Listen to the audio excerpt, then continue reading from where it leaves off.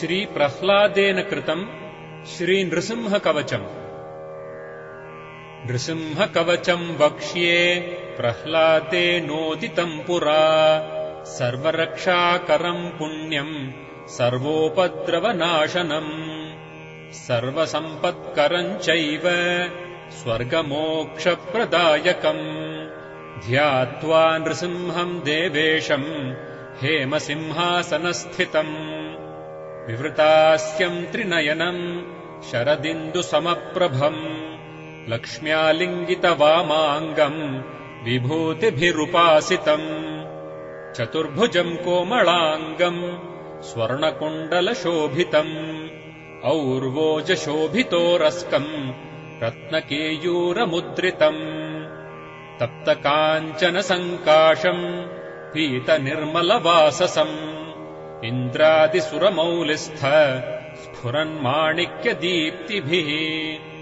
विराजितपदद्वन्द्वम् शङ्खचक्रादिहेतिभिः, गरुत्मता च विनयात् स्तूयमानम् मुदान्वितम्। स्वहृत्कमलसंवासम् कृत्वा तु कवचम् पठेत्, नृसिंहो मे शिरः पातु लोकरक्षात्मसम्भवः।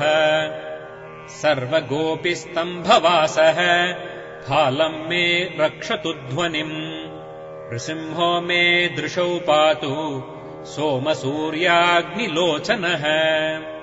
स्मृतिम् मे पातु नृहरिः मुनिवर्यस्तुतिप्रियः, नासाम् मे सिंहनासस्तु मुखम् लक्ष्मीमुखप्रियः।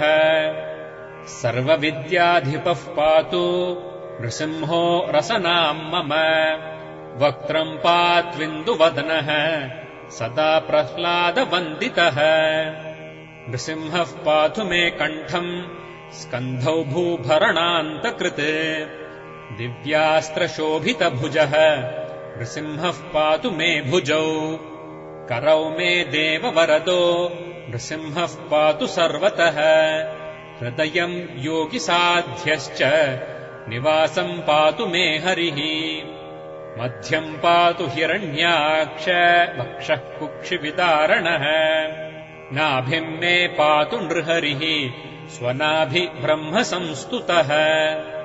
ब्रह्माण्डकोटयः कट्याम् यस्यासौ पातु मे कटिम्, गुह्यम् मे पातु गुह्यानाम् मन्त्राणाम् गुह्यरूपधृक्।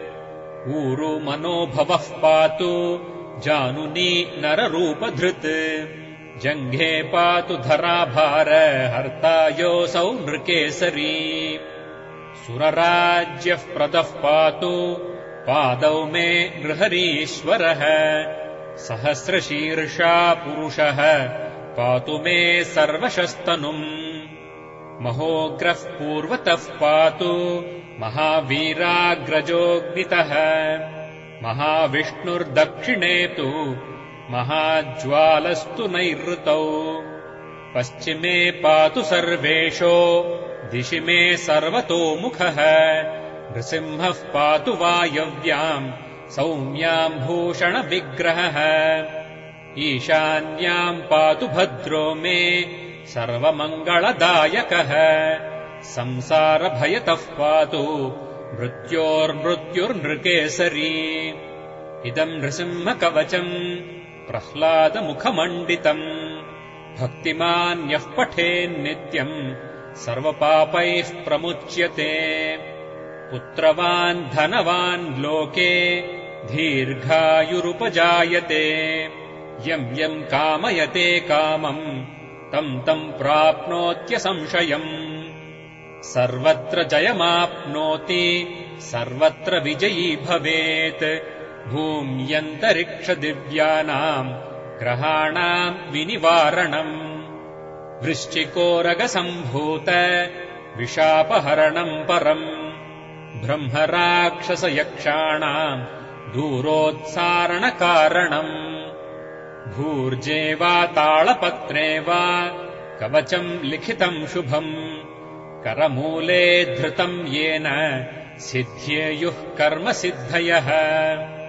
देवासुरमनुष्येषु स्वम् स्वमेव जयम् लभेत् एकसन्ध्यम् त्रिसन्ध्यम् वा यः पठे नियतो नरः सर्वमङ्गलमाङ्गल्यम् भुक्तिम् मुक्तिम् च विन्दति 32 सहस्राणि पठेच्छुद्धात्मनाम् नृणाम् कवचस्यास्य मन्त्रस्य मन्त्रसिद्धिः प्रजायते अनेन मन्त्रराजेन कृत्वा भस्माभिमन्त्रणम् तिलकम् विन्यसेद्यस्तु तस्य ग्रहभयम् हरेत् 3 वारम् जपमानस्तु दत्तम् वार्यभिमन्त्र्य च प्राशयेत्यो नरो मन्त्रम् नृसिंहध्यानमाचरन् तस्य रोगाः प्रणश्यन्ति ये च स्युः कुक्षिसम्भवाः